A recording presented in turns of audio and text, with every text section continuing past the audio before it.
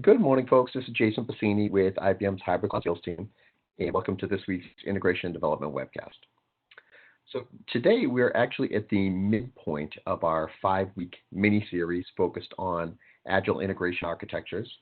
We do have Kim Clark rejoining us again to lead this presentation, and we'll be continuing on along the same vein where we kicked things off 2 weeks ago, starting about breaking up the ESB and decentralizing integration. And today we're going to be speaking more around the benefits of containerization. I'll also say that if we do have folks that are joining today that are participating in this mini-series for the first time, we do have recordings of the first 2 sessions. So if you would be interested in reviewing those, just shoot me a note with your email and I can provide you the appropriate link where we've got all the recordings of the 2018 webcast in our box site. Also, I believe Kim probably has somewhere around 20 or 25 minutes of content to share today. And once he does conclude with the presentation, we'll allow for a few minutes of Q&A. So if you do have any questions, you can pose those directly to Kim. And at the same time, I will be monitoring the chat. So if you do have questions as we're making our way through today's deck, I can share those with Kim when we reach the end, and we can get you the answers that you're looking for. So with those opening remarks out of the way, I'm going to hand things over to Kim, and we'll get started with this week's presentation. Great, thank you, Jason. And yeah, so this week I wanted to really focus down, having done a couple of weeks at the sort of the high level, looking at what Agile integration architecture is as a theme. A way of doing integration in a way that's more suited to modern applications, more agile and more fine-grained. To start really delving down into the sort of third key aspect of Agile integration architecture, which is this cloud-native infrastructure. And that's really going to be talking a lot about containers, but there's a sort of broader picture than just containers itself. Just as a quick refresher to sort of bring us back to where we were. So really what we're trying to do is in the integration space, start to leverage some of the learnings that have been happening in the application space as applications have moved from monolithic applications to microservice applications.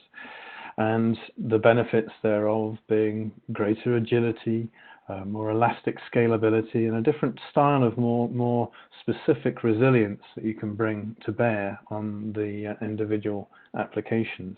Can we bring those benefits into the integration space? And a big part of achieving that is using containers to build those small components that we would have in a microservice application. So if you're going to bring those ideas into the integration space, it means using containers in the integration space too. So really, Agile integration architecture, when we're looking at it from this application integration perspective, is about breaking up the centralized enterprise service bus into these smaller pieces that can also be decentralized as well and handed perhaps to the application teams who are looking after their applications. They can also own their integrations as well and have them sitting alongside, at least from an ownership point of view, sitting alongside their application rather than having a central team owning a centralized enterprise service bus. Now, that change in team structure has an implication, because what we've said there is that the application teams will be able to take on these integrations. And why do we think that's possible? And this really comes to the crux of what is containers and indeed the broader microservices architecture bringing to the picture that is enabling us to get the application teams building integrations where they perhaps wouldn't have done that before. The integration tooling and the topologies and the overall capabilities were too complex for them to take on. And so that's why we ended up with centralized teams centered around an enterprise service bus. What is it we think that makes it different today that really allows that integration to come out to the teams and the application teams? Now, for sure, we could talk about how the integration tooling has improved and it's got easier for people who are not perhaps integration specialists to start building integrations themselves, and that's certainly true. And there's certainly plenty happening in that space, and we can save that discussion for another week. But this week, what I really want to focus on is what containers bring to the party to enable the teams to be more capable of taking on integration locally. So really, we're going to delve down into that third aspect of integration architecture, which is really all about this idea of containers. And containers is part of an evolution. So this has been happening for a while. We moved off of bare metal for most cases to people really working in the world of virtual machines for over a decade now. And people are comfortable in that space, that idea that they're abstracted from the infrastructure and they can provision these virtual machines much more quickly and effectively than they could do bare metal machines. You could be forgiven for thinking that containers is just another move in that same direction, a further abstraction from the bare metal. It is, certainly. Containers are an even more lightweight mechanism for being able to provision new functionality. And they're on the trail towards something which is coming over the horizon, which is variously known as serverless architecture or function as a service, where in fact you wouldn't even be aware of the container, virtual machine, or anything that you're sitting in. You'd simply be delivering code and letting a platform run it for you. So that's what's on the horizon. Containers are a sort of midway step between those two, but there's more to it than just abstraction from infrastructure. If we take a little look under the covers at what the difference is between virtual machines and containers, first of all, you can see with virtual machines what we were doing is for each virtual machine we had a copy of the guest operating system, an entirely new copy of a guest operating system, fairly heavyweight thing to run, could take quite a while to start up a guest operating system, sitting on top of the hypervisor that was making virtual machines possible. In the world of containers, we're effectively saying we don't need to spin up an entire operating system. That operating system is really run off of the host operating system, and we just have a few bits and pieces that allow us to run processes in an isolated fashion within that host operating system. And so a container is a set of resources that we can run within the host operating system, but in a truly isolated way. And so the benefit of that is that the containers are much more lightweight, and they can be started and stopped much more rapidly than we could do with something like a guest operating system. But there are also differences in the way that we actually deliver containers, the way that we deploy things in containers, and I'll come on to that as we get into some more detail. But in essence, the first thing that people hear about when they know that they're working in containers is, this is much more lightweight infrastructure. And so when we start looking at the benefits of containers, the temptation is to rest on the fact that, well, if I've got a much more lightweight infrastructure, that surely means that my benefits of containerization is really going to be about optimizing infrastructure and saving money on the amount of cores I'm using and things like that. But actually, if you look at the number of layers, and this diagram doesn't show the point I'm making now quite as well as the one in the actual Docker documentation, you'll see that there's actually roughly the same number of layers between the app and the infrastructure in either case. And so in terms of from a performance perspective, you're not necessarily going to see a greater performance for an individual workload when it's running on containers compared to when it's running on virtual machines. It's only really when you come to sharing large numbers of different workloads and allowing them to elastically scale between them that you might see that kind of difference. So we really need to be looking for the benefits of containerization in another place. It's not just about being cheaper in infrastructural terms. There must be other benefits as well, and there really are. There's a lot of other benefits. You'll notice a lot of similarities here between the benefits of containers and the benefits of the microservices architecture in general. Those two things are not the same. Microservices architecture and containers are different things. One's about infrastructure, the other's about the overall methodology and techniques for building applications, but they overlap, and especially in terms of the benefits they bring. So you'll see agility sitting there, so the build agility. We can build things more quickly because we can deploy things into an environment much more quickly. We can do turnaround much more quickly. exploring new code, seeing what effect it has, spinning that up as test cases much more rapidly.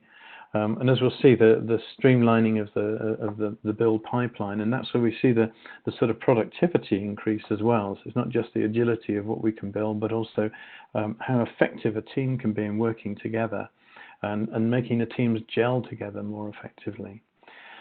Fine-grained resilience. Again, that resilience was another of the benefits that we saw in microservices. So this idea of breaking things up into smaller pieces, taking a large application of enormous numbers of lines of code and breaking that up into smaller components and being able to adjust those individual components in their own right. And then also scalability.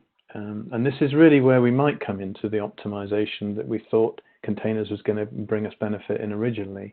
But the real benefit is not just about optimization, it's about the fact that we have this truly elastic scalability, which makes it much more effective to run these kind of applications on cloud native infrastructure that's charged by a usage metric in a dynamic way. And that's a very, very different way of buying software and effectively provisioning hardware under the covers as the abstraction. On the bottom right, you'll see component portability, which is another aspect of what containers bring to the party. It's much easier to move things from one cloud to another. If they both provide a container capability, the standardization that's provided around containers is much greater than you really got around VMs. We really are seeing a much easier path to porting an application to different environments. So that kind of capability also comes as a huge benefit with containers. So I neatly talked about 5 of the 6 things on the screen here, but what I actually want to do is spend some time drilling into the operational consistency, which is one that I deliberately missed out. What I want to talk about with operational consistency is something that's particularly important in the space of integration. Because one of the big challenges, as I was talking about on an earlier slide, is how can we reduce the skill set needed by somebody who needs to learn the integration products? If we want an application team to take on integration, how can we find a way for them to have less to learn? So if we take a look at, for any product, wouldn't matter what it is, what kind of things would I need to learn about that product in order to get something into production, to build something and put it in production? Well, I've got to learn how to author the artifacts. That's fundamental, and that's going to be different for every product. But after that, there's a whole suite of things that I need to do in terms of installation and compiling and building up those artifacts into something that can actually arrive in a production system, allocating the underlying resources, the provisioning of the stuff underneath to decide what memory and storage capabilities I need, and so on. And then when I actually start to build the topology, I'm probably going to have to build in things like high availability, load balancing across that topology. To really build something in any given traditional topology today, you have to become an expert in all these things. I've not even finished talking through them. I mean, we've got the security aspects. How do I do deployment? How do I do rolling updates and things like that? And typically what we've had to do, and by we, to some extent, I mean the company I work for, IBM, we as a vendor have had to build into our products, product by product, ways of doing many of the things that are described on the left there and noted by the circles on the right, the ellipses on the right. We've had to build a proprietary way of doing that for each individual product. Where we really want to get to is a place where all you need to learn to come to a new capability is how to build the artifacts. How do I write the code? How do I, in terms of in the integration space, if we're working with IBM Integration Bus, for example, or App Connect Enterprise as it's known today, how do I build a mediation flow? Well, if that's all I needed to learn and everything else could be handled in a standardized way, the same way as all the other products in my enterprise, then we'd be in a much better place. And so what's really bringing that to this container world? Well, in the container world, we're effectively saying that if you're building things in Docker containers, container orchestration systems like Kubernetes know how to administer a container once it's built, or once it's passed to it as an image. It can then build a container out of that and administer those containers across the Kubernetes environment. And so things like the deployment becomes a standard thing. The mechanisms for even something like monitoring can be done with centralized logging, going to standardized stacks like the ELK stack. The routing between the individual components, the load balancing across components can be delivered by the core features of Kubernetes, the services and the ingress routers and so on. And indeed, it can be embellished by things like service meshes, Istio, which lives inside Kubernetes, as a mechanism for doing richer forms of routing within a mesh. And so Kubernetes then is providing us with this backplane of capabilities that are the same for everything we're deploying into that environment. And so all you have to know is how to build the runtime artifacts and package them into a Docker image. And that becomes a much more achievable learning curve if you need to get to know another product. Just to make this a little bit real, so we could be looking at a diagram here that's describing Web for Application Server, or it could be IBM Integration Bus or AppConnect Enterprise, that shows all the things in dark blue, where essentially today those have to be pretty product specific.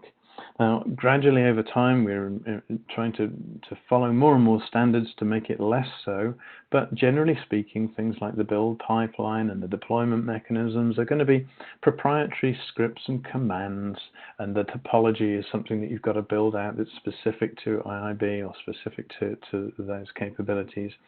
And you've got to know how to work with the WAS deployment manager or the broker node in IIB, or the mechanism that's used for that general system administration.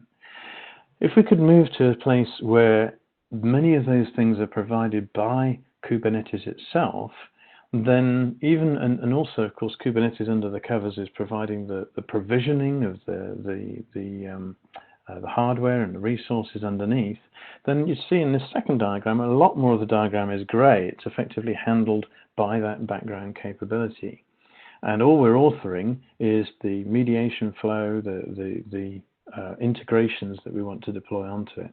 And then those can be deployed into the Kubernetes environment and pushed out into scalable topologies. And again, those topologies can be defined by something like a Helm chart that allows us to describe how the load balancing is going to occur, describe how the various pieces of the topology connect together. So we can deliver standardized topologies based on Helm charts. We can deliver standardized images for what the IIB runtime, for example, looks like through a template Docker image. And all we have to do is place our authored artifacts into that Docker image, perhaps build a new image out of that, and deploy that into the container platform.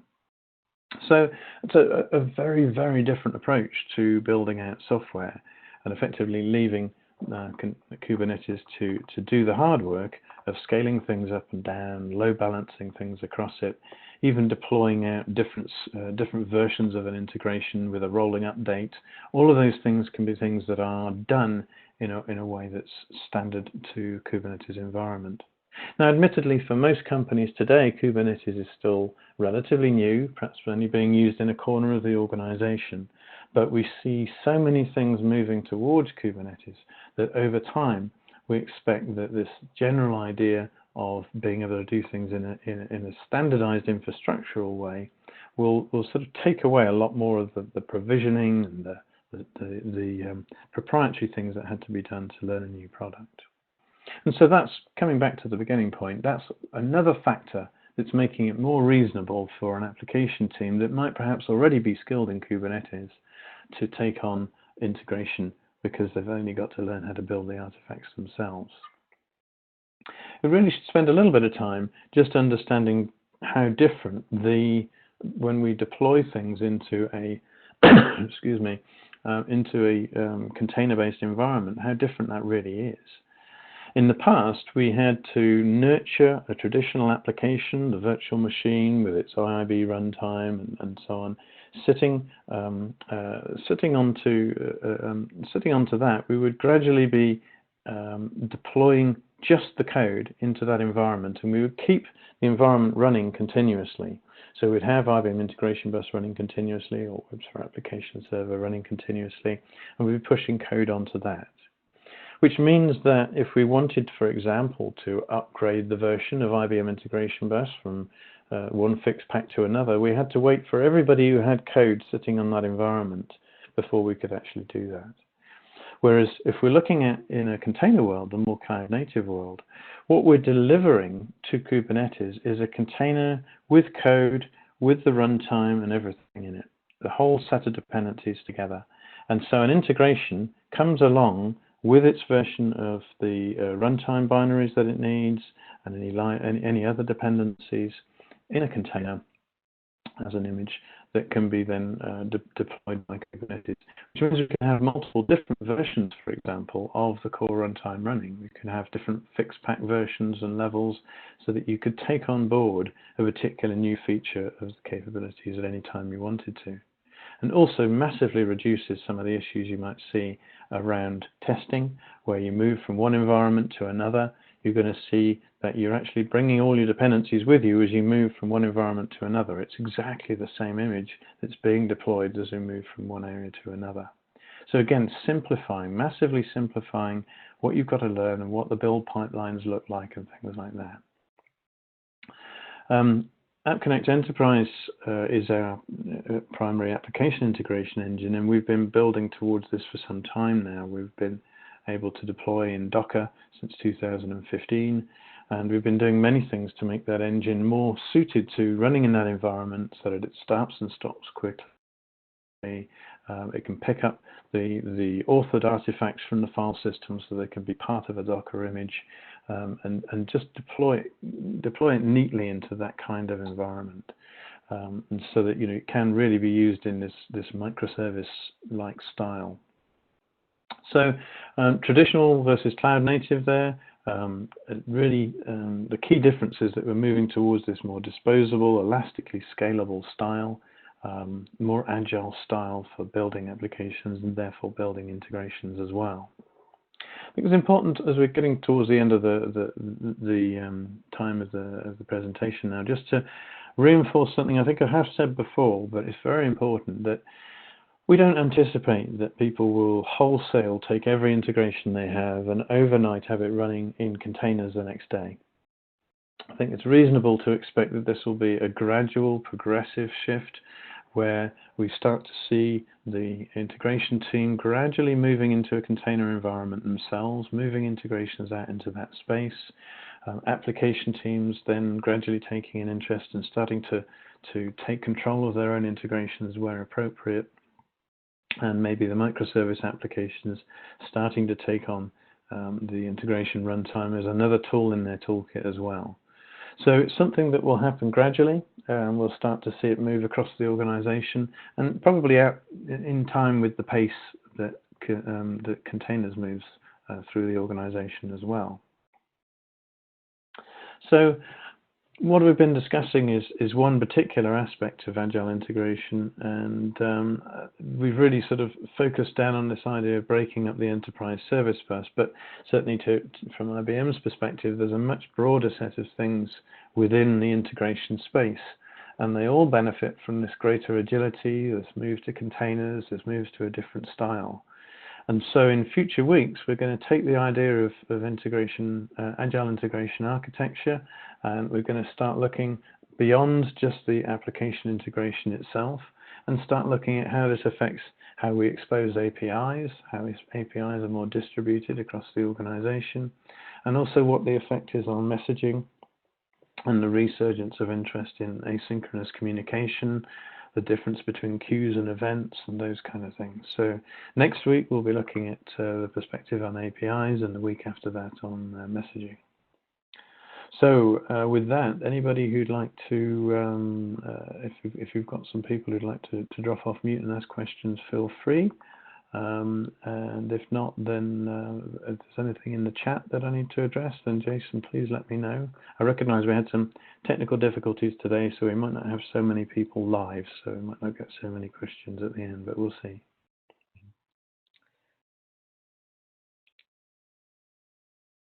Okay, so Kit, I'm looking at the chat now. All I see today are requests for copy of the presentation. So folks, like him had said, my apologies for the technical difficulties getting today's WebEx kicked off. But if you did join late and you wanted to see the presentation in its entirety, I could certainly get that recording over to you today so that you won't miss any of this content. So again, but if you do want to bounce any questions off Kim directly, you could do so now, and we'll give you a moment or so to do that.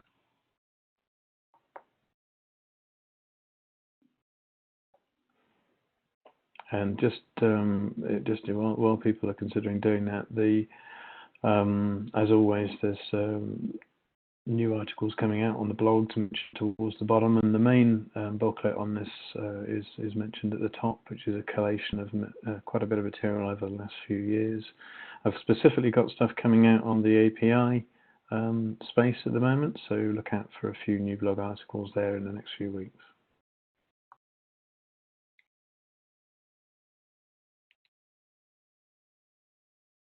Well, it looks like we're good to wrap up this week's session. Kim, thanks again. I thought it was a great presentation. Folks, I hope you're able to rejoin us again next Friday when we continue with the remainder of the series. And please, when you do receive the invite for next week, just take note of the updated link to this WebEx meeting room. Things should be running smoothly again next week. So, all right, thank you, everyone. Hope you found this to be a valuable use of your time, and hope we'll see you again next Friday. Take care. Everyone. Cheers, Jason.